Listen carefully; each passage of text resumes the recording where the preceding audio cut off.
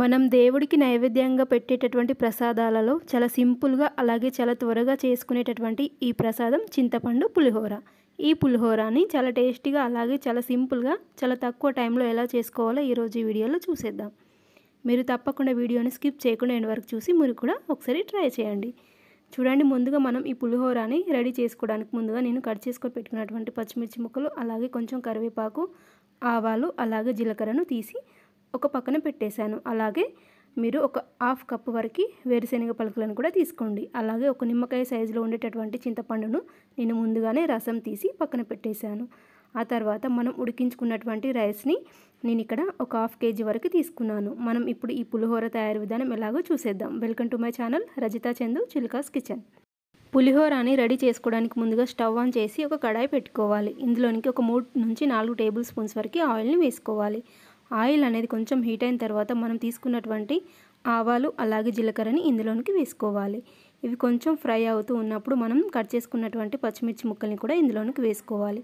అలాగే వేరుశనగ పలుకులను కూడా ఇందులోనికి వేసుకొని వీటన్నింటిని కూడా మనం మీడియం ఫ్లేమ్లో ఉంచి చాలా దోరగా వచ్చేంత వరకు ఫ్రై చేసుకోవాలి. అప్పుడే మనకు పులిహోర టేస్ట్ అనేది బాగుంటుంది. మనకి పోపు అనేది ఏమాత్రం మాడకుండా స్టవ్ని మీడియం ఫ్లేమ్లో ఉంచుకొని వేరుశనగ పలుకులు అనేటివి కొంచెం కలర్ చేంజ్ అయ్యేంత వరకు మీరు వీటిని దోరగా ఫ్రై చేసుకోవాలి. ఆ తర్వాత ఎండుమిరపకాయలను ఇందులోనికి వేసుకోండి. కొంచెం కరివేపాకును కూడా వేసుకోండి, టేస్ట్ బాగుంటుంది.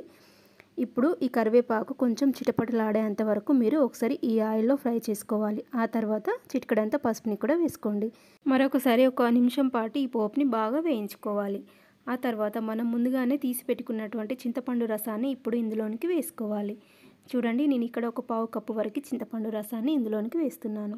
ఈ విధంగా వేసిన తర్వాత మనం స్టవ్ని మీడియం ఫ్లేమ్లోనే ఉంచి చింతపండు రసం అనేది బాగా దగ్గరగా పడేంత వరకు బాగా కుక్ చేసుకోవాలి. మనం చేసేటటువంటి నైవేద్యాలలో ఈ పులిహోర అనేది చాలా త్వరగా ఈజీగా రెడీ అయిపోతుంది. అలాగే చాలా తక్కువ టైంలో చేసుకోవచ్చు. వినాయకుడికి ఎంతో ఇష్టమైనటువంటి ఈ పులిహోరని మీరు కూడా ఒకసారి ట్రై చేయండి. అలాగే ఇందులోనికి టేస్ట్కి సరిపడినంత కొంచెం సాల్ట్ని కూడా వేసుకోండి. మరొకసారి బాగా కలుపుకోవాలి.